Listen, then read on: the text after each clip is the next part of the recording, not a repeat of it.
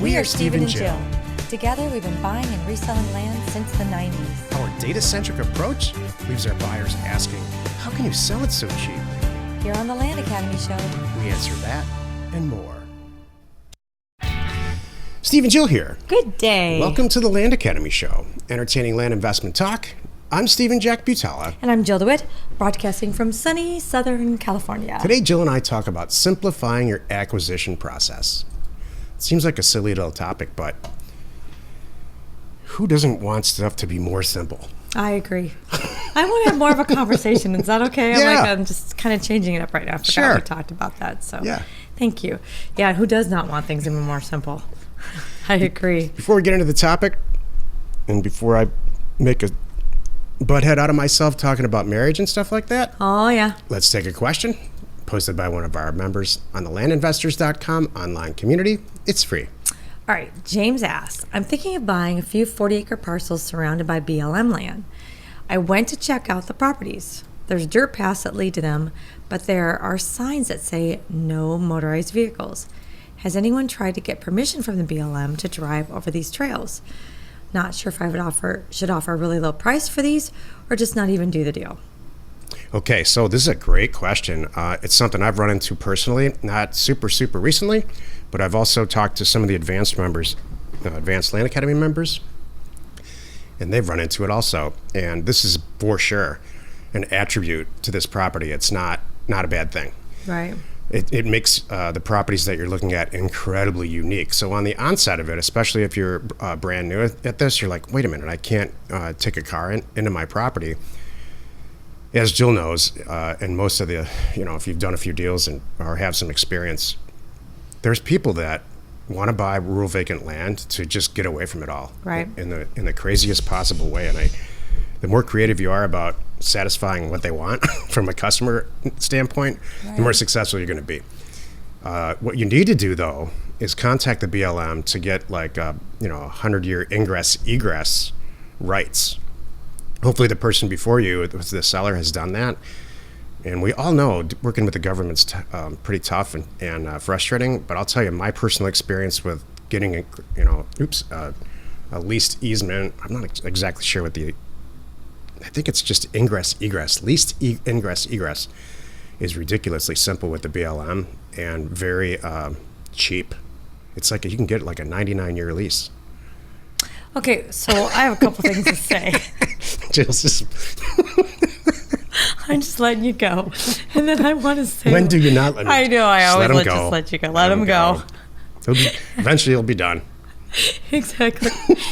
Okay, that's all beautiful, Stephen. That's the legal way to do it. I have a couple things to say. First of all, while you're just checking out the property, isn't it a whole lot easier to ask for forgiveness instead of permission? Yeah. So I would. You know what? That's do the I reality really of want to it. draw some attention to the fact that I'm even out there in the beginning? Heck no. Am I going to sneak out there and do what I need to do? Yeah, just to check it out. Oh, yes, all day. Yeah. I'll drive right past that sign. So Well, no one knows that. It's a little 2-track trail. Right. Or that, whatever. Like, are we talking about on a motorcycle? Are we saying? I don't know. You know what? Jill's right. I mean, let's. Now that I'm thinking about this. Go ahead. So, It's yeah. your turn to just go off. Okay, thank you. I'm a fan of who's going to know unless you draw attention to it. Let's not draw attention to it. Yeah, don't build a skyscraper out there. Yeah. We've sold many properties in big properties in West Texas. And I've had this conversation with many buyers, which is, kind of a version of, look, if you're not going to put a casino on there, is anyone really going to know what's going on?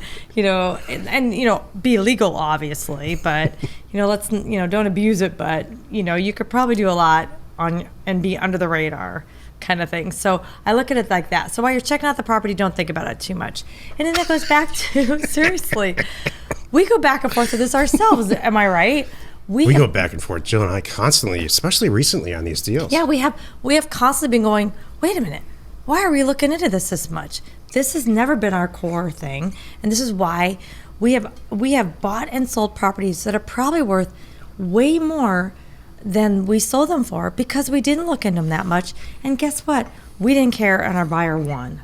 Yeah. So Don't spend too much time on it. Price, like the T here, as he says, I I'm would getting not a really, go get really this low price for these egress properties. thing. I might, if I know something about it, I might pass it on to the buyer and go, look, I did 5 minutes of research. Here's what's possible. Here's the phone number. This is where I left it. I wish you all the best. It sounds like it's possible. And then again, I'm pricing it this way because I'm not doing that work. I mean, I would celebrate the fact that this has adjacent BLM land. I would celebrate that no one can in the build on title. it. Great. You know, everybody loves to have that house at the end of the block that's on the back of, like, you know, a golf course or federal land or land that's not going to be developed. Right. And that's what you have here. Right. So this is a celebration situation, and it's even better if you got a really low price. Exactly. That And was again, I like that. Tell them. I use this all the time. It's priced this way because I'm not doing X. If you want me to go do X, I sure can. But now the price is going to change because that's going to entail me to do a whole lot of work. I'm not kidding. Yeah. And every time I tell a buyer that, they go, oh, never mind, got it. Like, if you really want me to go and hire the guy to go out and walk it and survey it and put the pretty stakes in the ground, I sure can. the pretty stakes, Yes. the pretty orange stakes. Yes, exactly. You know, I asked somebody recently on that topic. You'd think this is the 21st century with all the technology. I asked a very credible source, like, is there some type of Google Earth version of getting a survey? We can stop this, you know, site visit, take 3 days to get out there, put stakes in the pretty stakes in the ground. Right. The answer is no. Right. They still have to do a survey out there. I mean, we can do it depends on what you're going to do for your buying and selling purposes. You know, if a guy just wants to really kind of know where his line is, Yeah. and it's 40 acres, so we're not going to like accidentally get on the neighbor, so it's not that big of a deal. He could walk it himself. You know, in Parcel Fact, we have all the GPS coordinates, so I can pretty much stand there and know I'm in the right spot. Yeah, I mean, we're way off topic here. I but know. Surveys, that's if you're going to build something. Right. But that goes the same with this BLM thing. Don't go too far. Surveys are always incident driven. You don't want to ever, in my opinion, just say, hey, you know, I'm going to go survey this property. It's just, you want to do it Waste if a your lender's time. asking you to do it. If somebody, like, there's a builder that's involved that wants to, see if they can put a subdivision out there. It's not just something that you do for fun. Oh, there's my lot line. Got it. Exactly. All right. Today's topic. This is one before the show says, look, we got to keep these shows moving. There's too much go back and forth talking. Now we're 8 minutes into the show. We're about to actually do it. Well, then I do a 3-minute show. Today's topic, simplifying your acquisition process. This is the meat of the show. This is not a long topic for me. I love simplifying stuff. I think most guys do. And I'm not sitting around saying women want to complicate things. I'm just saying everybody loves simplification. Actually, Jill, honestly, all kidding aside, that's one of the things I love about you. Thank you. That's very different from you than a lot of people I've known, male or female. Thank you. You are I do all want to about get it done. get it done on time. Make sure it's done right the first time. That's a big thing with you. It is a big thing with me. Right, get it through fast. Get it done fast, and then let's go have a drink. That's exactly right. And that's exactly I don't how need to think about it, feel it, love on it, celebrate it. I'll celebrate the bank account, and I celebrate that stuff. So but- this was the root of this topic came out of me working with a developer to create an incredibly efficient, brand new 21st century version of our CRM. So we've been using an old SQL version that I had developed a long time ago. Spent $250,000 on it. 2005 or something? Yeah, technically that is 21st century. But anyway, we're updating the whole thing in Airtable to be used and beat up and abused by our acquisition staff and sales staff.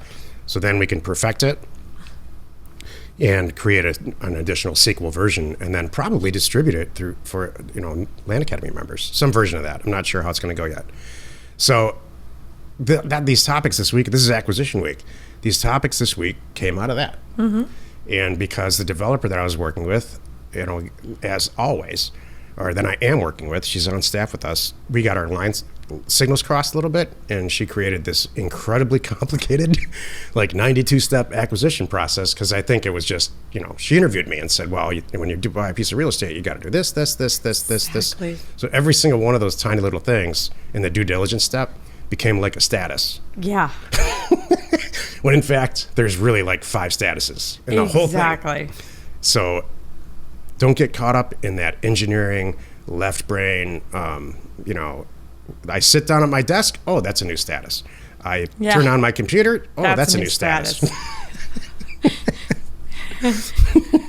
Get coffee. That's a status. So I know you wrote some stuff down, Joe. What would you say to somebody who's trying to simplify their acquisition process? Well, I was going to say, it can be overwhelming in the beginning. We joke about it, but it's true. We make it look easy. We really do.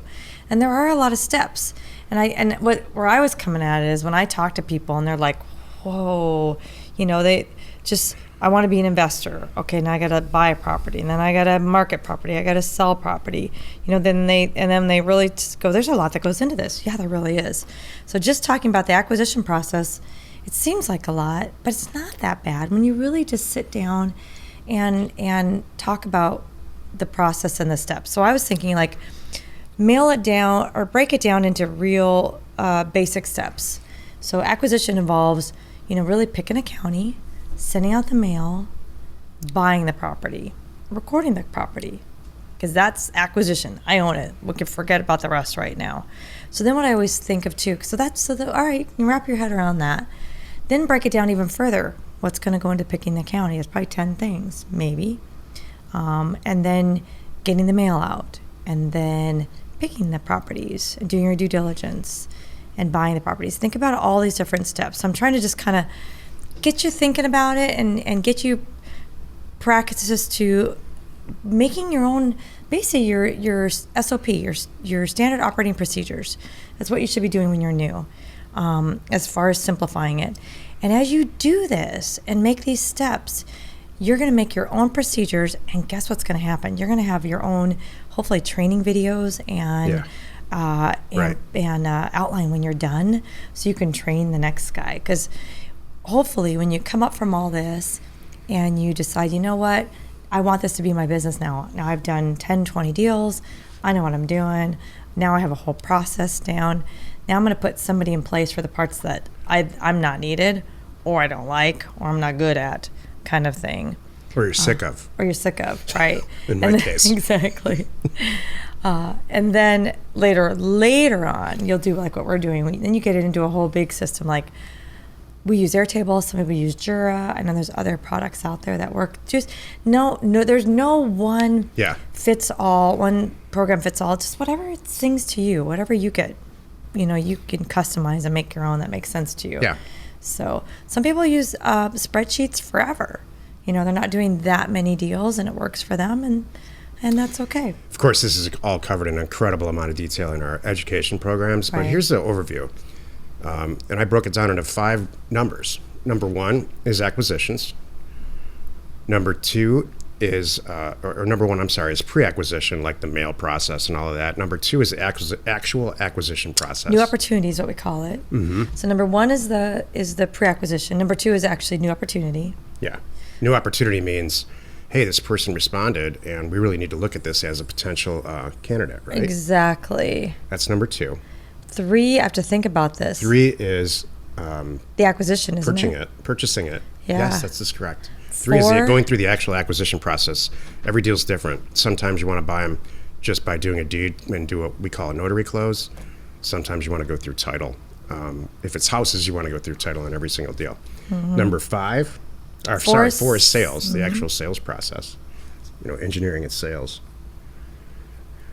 6 is completed, or 5 is completed sale. Now that I'm thinking about it, 3 is engineering. We're getting them all mixed up. So, let's go. Number 1 is pre-acquisition, like the mail. Number 2 is the actual acquisition process, purchasing the property. That's true. Number 3 is engineering or marketing. Right. We use those terms interchangeably internally. Number 4 is sales. Number 5 is completed sale. And then 6 is canceled. And so you always want to keep track of the canceled sales. What you'll find is that for a lot of reasons, just transactions don't work. Sometimes the people who are on the deed are deceased, and you're talking with their children, and there's a bunch of stuff that's got to go on before we can actually do it. And we deem that it's not worth it. Yeah. Sometimes the seller changes their mind. We change our mind. We look at the property. We're like, but you don't want to throw it away. Taxes too high. So we assign a completed sale or canceled sale, sorry. Mm-hmm. And every couple of years we go back in there's thousands and thousands and thousands of properties because things change. Maybe we take on a paralegal or something that can undo some of these legal issues really easily for us. That's actually happened. It's happening now. So now we're reviewing all these canceled sales that we've had for years and creating deals out of them. Right. So those are the five. Those are like our whole big process. Yeah. And then there's little sub steps in there. Again, and that's what we're talking about. It's right beyond now. the scope of this form, audio video forum. Right. Here. Well, that was my whole point of this whole thing was those sub steps. To simplify your acquisition process, think about the big steps, break them down into sub steps, break them down even further. Next thing you know, you have a manual and you're on your way. That's and it. you have a process, and you'll have to tweak have it a for a process. while. You might go, I need to move that before that because I missed it here. Oops, I forgot one. I got to throw that in. I forgot to check taxes. I forgot to check this. Whatever it is, you'll tweak it a little bit, and after 10 or 20, you got it down, and it's not that bad.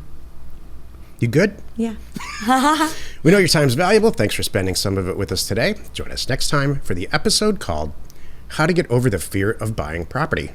And we'll answer your questions posted on our online community found at landinvestors.com. It is free. You are not alone in your real estate ambition. I love talking about acquisitions. I mean it. Me too. That's what this is all about. I know. You're cute. Wherever you're watching, wherever you are listening, please subscribe and rate us there. We are Steve and Jill. Information and inspiration to buy undervalued property.